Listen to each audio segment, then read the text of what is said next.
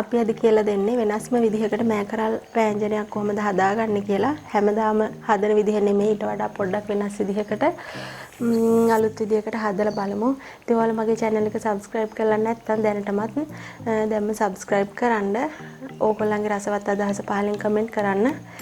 හරි, එහෙනම් අපි බලමු කොහොමද මේක හදාගන්නේ කියලා.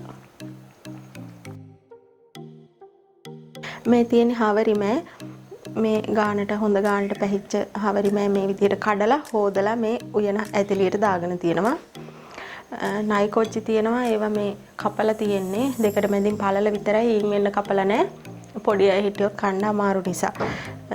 මේ ලොකු ලුණු ගෙඩියක කෑල්ලක්, අල ගෙඩියක් තියෙනවා. හාල් මැස්සෝ මේ හොඳට හොදලා තියෙන හාල් මැස්සෝ, මේ බිලින් ටික කල් තියාගන්න විදිහකට හදපු බිලින් තමයි මේ. කරපිංචිත්තක්, උළු හාල් පොඩ්ඩක්, මිරිස් කුඩු, කහ කුඩු, 3-5 කුඩු ලුණු පොඩ ඕන වෙනවා. මේ තියෙන්නේ මිටි කිරි, මේ දිය කිරි. අපි බලමු මේක කොහොමද හදාගන්නේ කියලා. මුලින්ම මේ තියෙන අපි හොදගත්ත උයන ඇතිලියට දාගෙන තියෙන මෑකරල් එකටම මේ දේවල් ටික දාගන්නවා. අල කෑලි ටික, කොච්චි කරල් ටික, ලුණු ටික දැම්මා. ඊට පස්සේ මේ බිලින් ටික, කරපිංච ටික, හාල් මැස්සු ටිකත් මේ විදිහට එකතු කර ගන්නවා. ඊට පස්සේ අපි උළු හාල් ඇට ටිකක්, කහ කුඩු, මේවා මේ ගෙදර හදාගත්ත කහ කුඩු, ඊට පස්සේ මිරිස් කුඩු හැන්දක් එකමාරක, ඒක ඔයාලගේ කැමැත්ත අනුව මිරිස් කුඩු දාන්න පුළුවන්. මේ තියෙන්නේ 3-5 කුඩු, 3-5 කුඩුත් පොඩ්ඩක් දා ගන්නවා. ලුණු හැන්දක් දානවා. මදි වුණොත් අපි පස්සේ දාන්න හිතාගෙන ලුණු හැන්දක් දැනට දානවා. ඊට පස්සේ මේ තියෙන දිය කිරි, මම මිටි කිරි ටික තියාගෙන දිය කිරි ටික මේ විදියට එකතු කර ගන්නවා.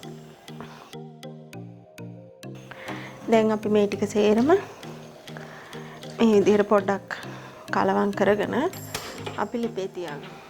දැන් වැඩි ගින්දරේ මේක විනාඩි 5-10ක් තියාගමු. 5ක් විතර තියාගෙන ඊට පස්සේ ආයෙ මේක පොඩ්ඩක් වහලා අල කැලි ටික තැම්බෙනකන් ඉදව ගමු.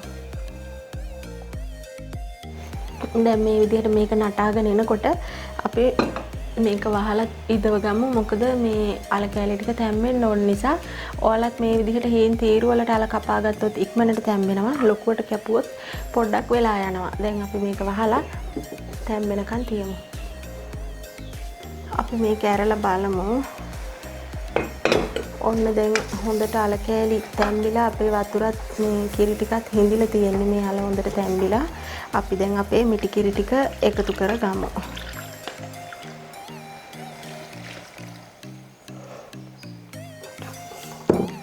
ඔන්න ඔහොම. අපි මේකට තක්කාලි දාන්න නැතුව බිලින් දැම්මේ හාල් මැස්ස දාලා තියෙන නිසා.